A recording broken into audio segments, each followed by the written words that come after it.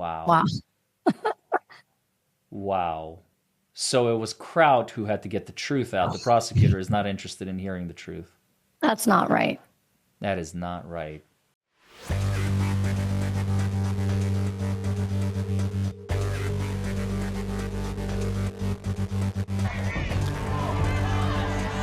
You must follow the law. The law says Glorious. Is it a lawsuit? Probably. Why not? Well, hello, everybody, and welcome back to Buckle Up, It's the Law, episode 13 of the preliminary hearing of Fraser Baum in the PCH killing of 4 Pepperdine students charged with murder, wrongfully so, as we're starting to find out the deputy, the reconstructionist, the accident reconstructionist, did not do his bloody job. He just extracted the numbers from a black box, which he himself admitted was inaccurate and gave data that may not be reliable. So instead of putting pen to paper, putting his brain, if he's got one, to work, he decides, in his infinite wisdom, to simply use those numbers, the 104, the 97, the 93, the 70, whatever those may be, and not doing his own calculation of speed. All he has to do, and he admitted, he reviewed 3 body cameras and 5 traffic cameras. All they had to do was sit down, calculate, and convert inches per second to miles per hour. They failed to do that. And to once again join me in the continuation of this preliminary hearing reading is Ari Jacob. How are you, Ari? Hi, I'm doing good. How are you? Great, great. Thanks for coming. Thanks for having me. What do you make of this, Ari? Why didn't the deputy just do the math? Yeah, I'm not sure. I mean, I want to know more about how this typically, what they typically do. If do they do this for all the crashes that they don't look at what you were saying, the force versus the weight and all that. But yeah, I think it's not right that they're basing everything off of a device that wasn't made in order to get data that's going to put somebody in jail for the rest of their life, potentially. Exactly. They're relying on this information, this 104, this key. The deputy admitted in the video that we covered yesterday, the deputy admitted this would slow the speed down. They don't want to slow it down. They want to push it up. They like the 104. They like the 99 and the 97 because that's how they're going to pin a murder on the kid, right?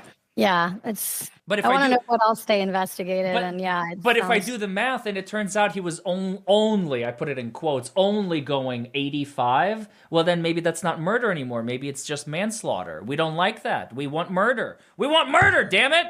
Yeah. What the hell? I don't know. I hate this. I hate this so much. Okay, well, let's figure out what else. I'm curious if Kraut's getting. I mean, I have respect for Kraut because he knows his stuff on this. So, then I can't even imagine what Alan Jackson's gonna do. I'm trying to be like the embodiment of Kraut. Like as he gets angry, like I can tell by the text. Like I'm trying to. So let's see if we can keep that going.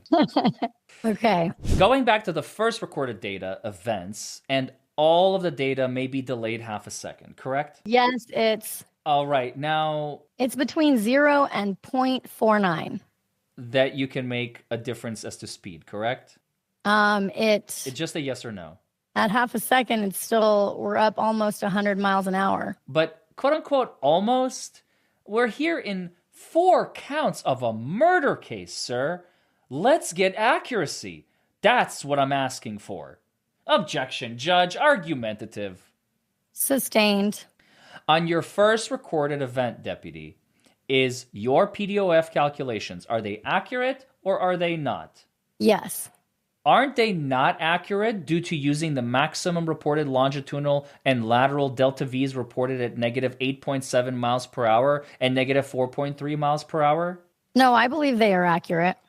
Do you see that one is negative 8.7 miles per hour and the other negative 4.3 miles per hour? Yes. And that's what the raw data shows, correct? You're talking about maximum delta V on record 1? Yes. Correct. Now, at any point, did you prepare the DA? Did you go through interviews? Did you explain how, as an expert, how this works and how we should ask you questions, etc., so that we can get out the facts? No, we went over just basic. This is what's going to be asked. How long did you spend time with him? 15 to 30 minutes. At any point, did you tell him that some of these numbers, speeds may not be accurate? No. Wow. Wow. Wow. So it was Kraut who had to get the truth out. The prosecutor is not interested in hearing the truth. That's not right. That is not right. Okay, deputy. What did you say the speed was, the recorded speed at the second event? I believe it was 97 miles an hour. Have you or someone you love been injured as a result of someone else's negligence? Or worse, lost a loved one because of it? I am attorney Larry Forman, and myself and my team of trial lawyers are ready to help you to get the absolute maximum compensation permissible under the law. We know the system. We understand how to win. Anywhere in the United States, 24 hours a day. 1-844-774-HURT. Call us. We can help. What did you say the speed was, recorded speed at that second event? I believe it was 97 miles an hour. And did you say that there was any braking or no braking? I believe at the end of the first event, there was braking. Okay, how much? It doesn't tell you how much. It just says on or off, if the brake light was on or off. And does it say that it happened prior to the first collision? It's on I want to say the braking switch is on the time 0. So that could be that 0.49 seconds to 0 seconds. Going at a high rate of speed and hitting a garbage can, could that set off an airbag? It depends on the BMW's algorithm. I think this one is set at 8 kilometers. If the change is more than 8 kilometers an hour, and it also depends on where it is struck. So the question is, can hitting a garbage can trigger the air module, yes or no?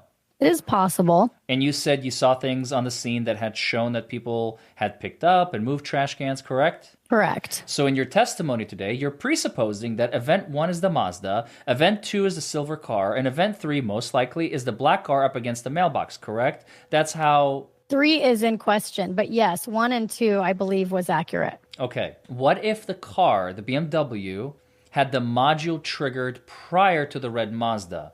Would that change your testimony of the speed at which the BMW hit the Mazda, hit the gray car, and hit the black car? I don't think the data shows that Would you be able to give accurate speeds if the module had been triggered prior to the red car? Yes, because it's recording 5 seconds pre-data regardless, but the principal direction of force doesn't. If event 2 would be the Mazda, that doesn't match up with the impact. Could it be that the hit 2 objects prior to the Mazda that you saw in the video being picked up, and that those 2 objects could have been event 1 and event 2? No, not in this case. Why? Because there was no pre-impact evidence prior to the Mazda. Did you find any skid marks? No. When you said there was no pre-event, you mean it was no evidence of trash cans broken or anything prior to the Mazda. Is that what you mean? Partially correct. What I mean is south of the Mazda. Correct. Okay, you were aware from looking at the cameras that families who live alongside this area came out and were cleaning up the area, correct? Picking up trash cans, correct. Okay, are you able to say that there was no person that came out and took the trash cans that had been damaged prior to hitting the Mazda with absolute certainty under oath? There is video of the red Jeep, and in one of the videos, the red Jeep is there, which is why I put it in the diagram. There's no deviation impact indicated from the Jeep to the Mazda, and there's nothing pre-Mazda. Can I just have a moment, Your Honor? Yes, take your time.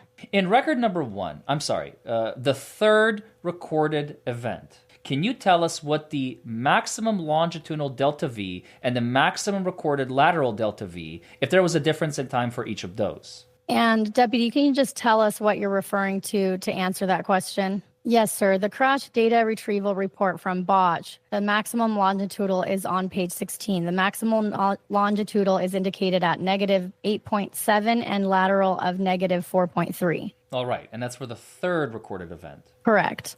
Some of the data shows that it's unknown whether the ABS brakes were activated, correct? I would have to refer to the report. Please. You may. All right. You ready? Yes, you were correct. Could you give us the delta variant and the time on the third recorded event one more time? I just used the maximum delta V on this one. And what is the maximum miles per hour on the two at the same time, the PDOF and the third recorded event? I used the maximum delta V and the longitudinal delta V on this one.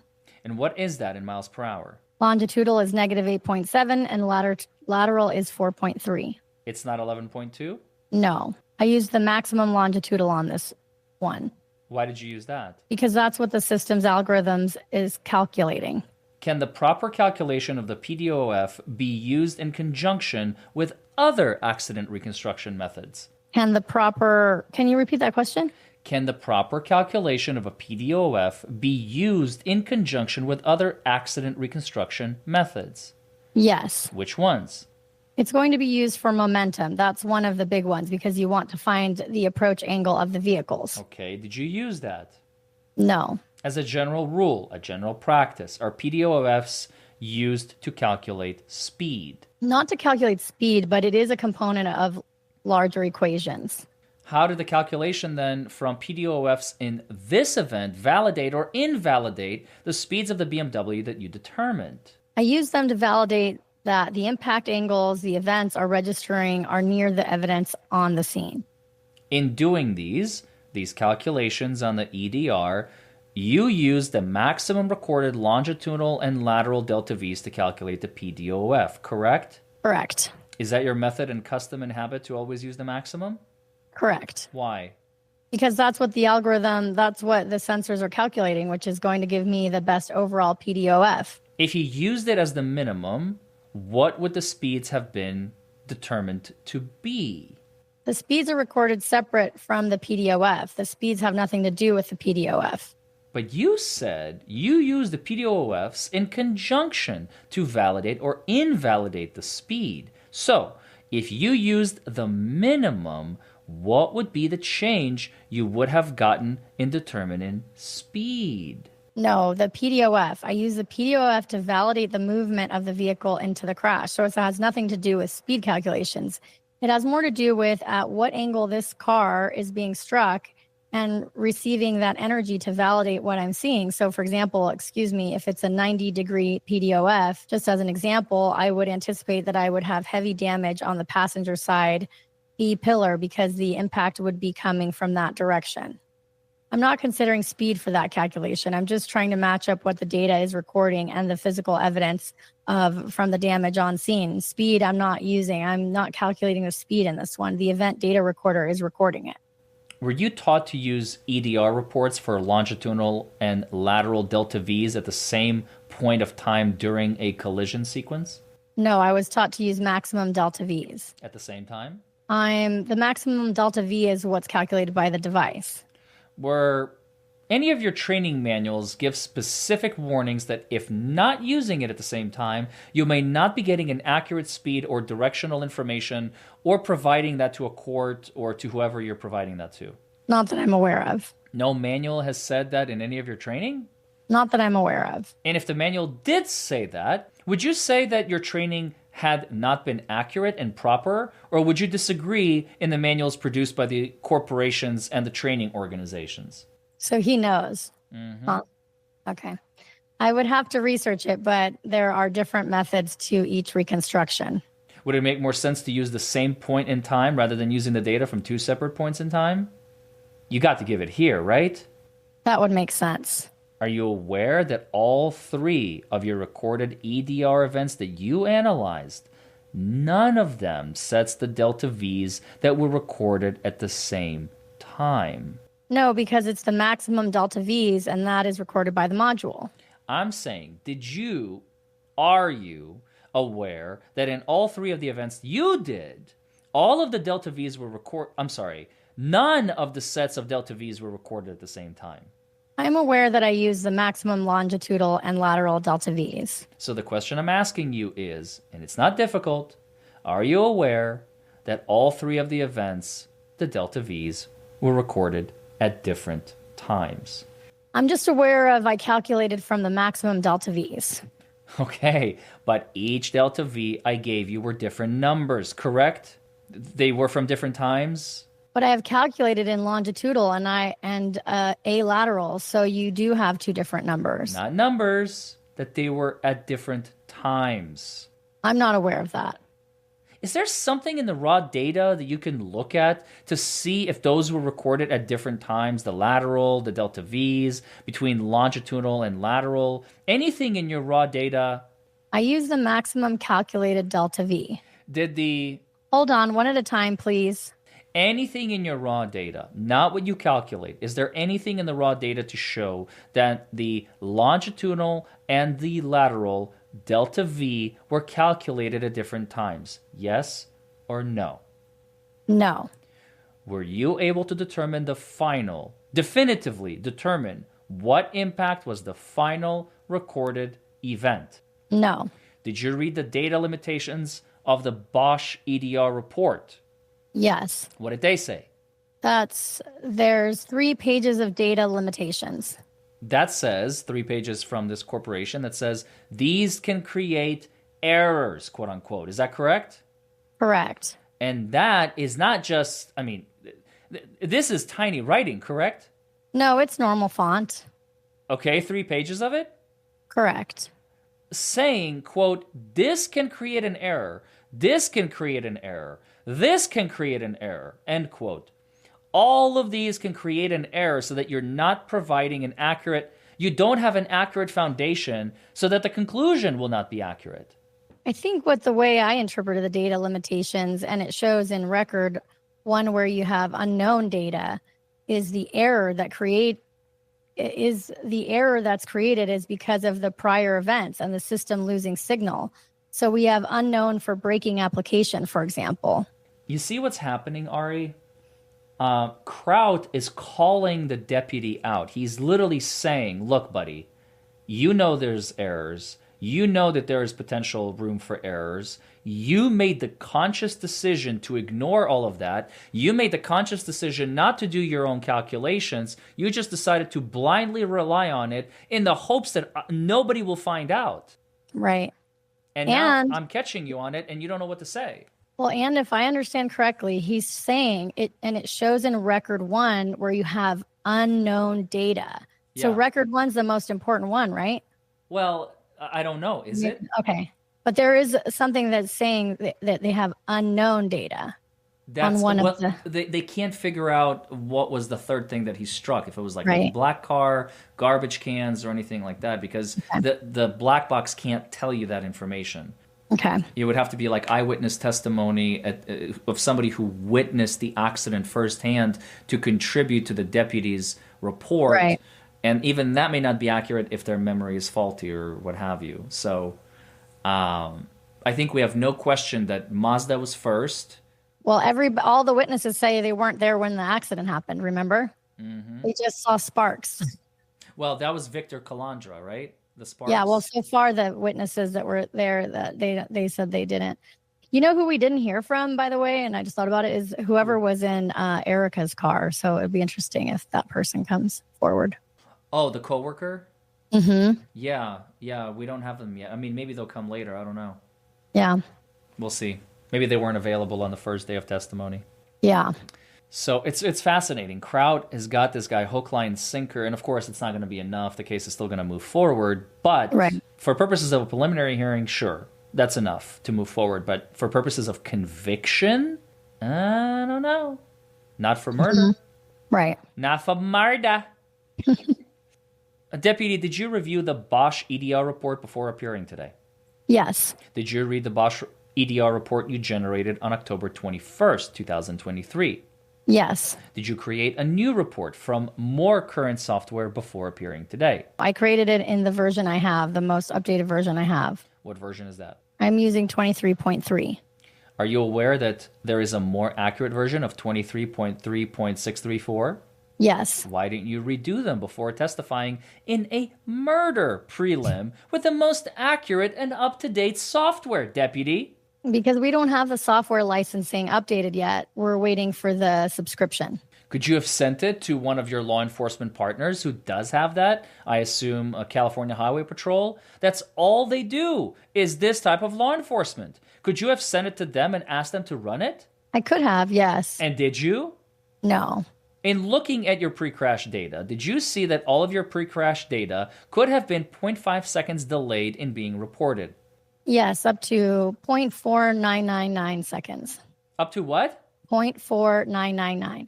It records in half-second intervals. So if the crash happened right after one interval, which could have been that 0.4999 seconds, that's where the 0 is, not necessarily our impact time. Did you check each data element to collect it from the EDR to confirm whether there was or was not a delay?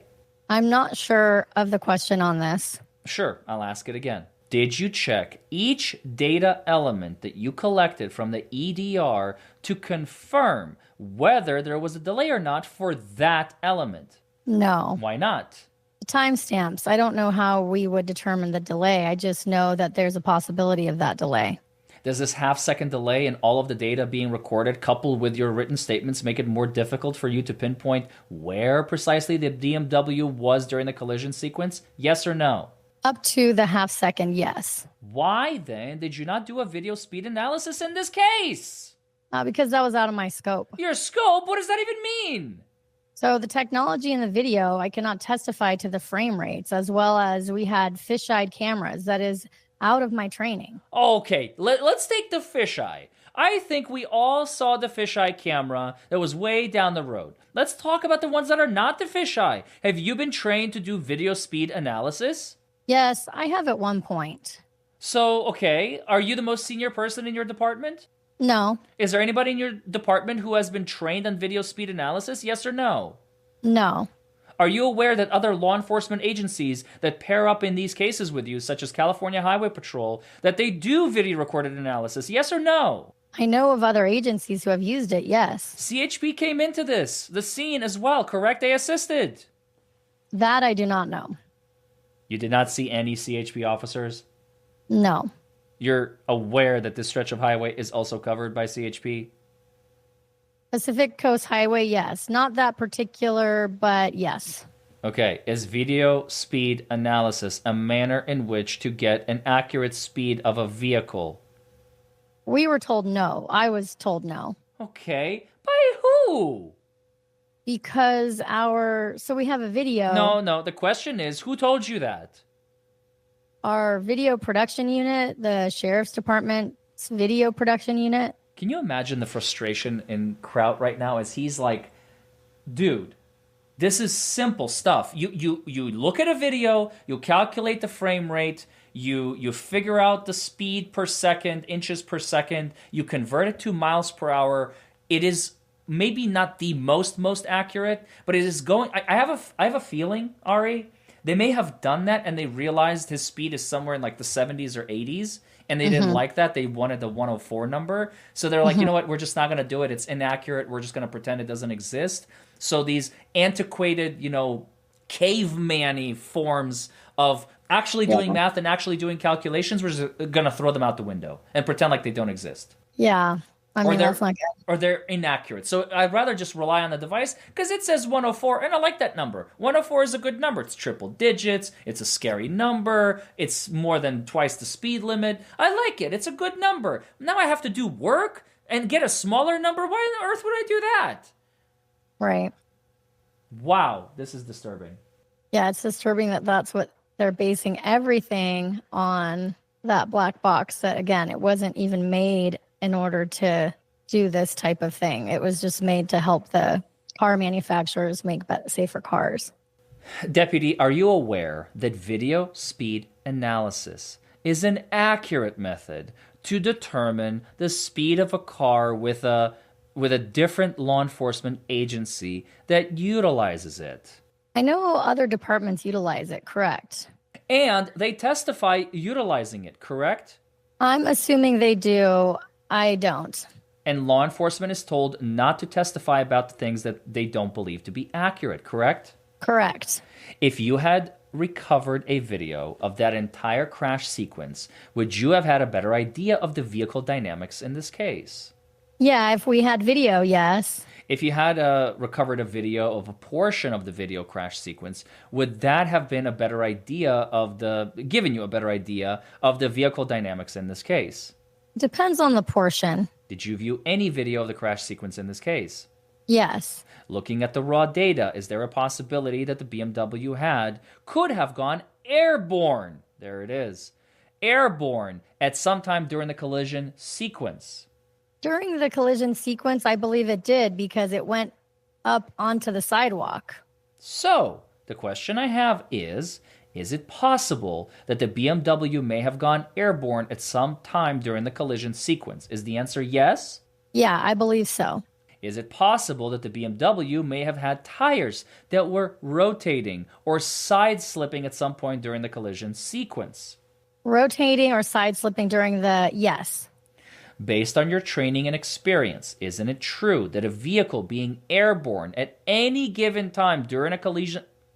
Isn't it true that a vehicle being airborne at any given time during a collision sequence can report a vehicle speed faster than the vehicle's actual speed? The vehicle airborne can register. Want me to ask... Hold on, one at a time, please. Oh, Mr. Kraut, You want me to ask it again? please. Based on your training and experience, Deputy, isn't it true that a vehicle being airborne at any given time during a collision sequence can report a vehicle speed faster than the vehicle's actual speed? Yes or no? Yes. Aha! We gotcha! The 104 is a lie! Thank you, Maury Povich. That makes sense to me. Like, I could see the thing is spinning. Right, it makes sense. It's not on the pavement. It doesn't right? take a genius, right? Yeah. And you a moment ago said that you believe that the vehicle, the tires, went airborne at a portion of this collision sequence, correct? Yes or no? Yes. All right. Since you don't have the complete video of the collision sequence, isn't it possible that the BMW could have been airborne during more than during the collision sequence than you may first think it is? I didn't consider any portion of the sequence and the vehicle being airborne. That didn't come into my analysis. Since it didn't come into your analysis, and now you believe that, in fact, the vehicle did go airborne at a portion of it, compounded with that, a vehicle's speed can register it going faster when it's airborne. Does that change any of the potential testimony that you gave us today? I'm going to strike that. Any of the testimony you gave us as to the speed of this vehicle, yes or no? No. Okay, then let me take a step back again. You believe that this vehicle went airborne for a portion, correct? Yes or no? Partially. Well, before you said yes. Well, it depends on airborne if he's going up on the sidewalk. I believe that there was a potential for one or more tires to leave the ground. And at that time, according to your training, your expertise, that the speed can register faster than the vehicle's actually going, correct? Yes or no? I don't believe so in this case, but yes. Motion to strike, Judge, not responsive. I asked for a yes or no. Overruled, the response will remain.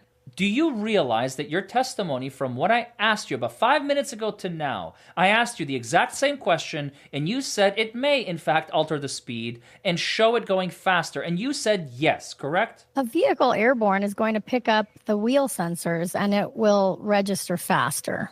And there it is, right there. An airborne vehicle is going to pick up the wheel sensors, and it will register faster. That's crazy that he's like, I'm just thinking about this right now. After he already gave the prosecution, that's wild. Good enough for government work, Ari. This is normal.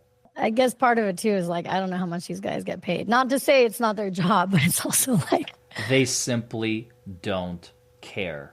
That's what it is. They're just like, look, we got our numbers.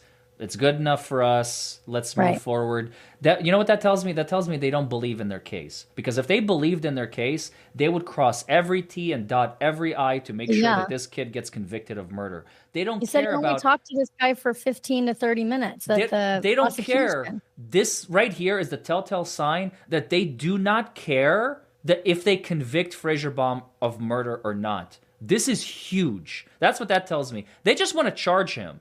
They don't care if he gets convicted of murder, as long as he's charged with it to appease the public. Oh. That's what that tells me. Wow. Because if they cared, they would have done everything. They would have done every calculation. They would have spent their time. They would have taken their time. They would have analyzed and reanalyzed and verified and re-verified and cross-referenced and just done so much more work they just don't care because they know they're not going to get him. They wanted the headline. They wanted the headline.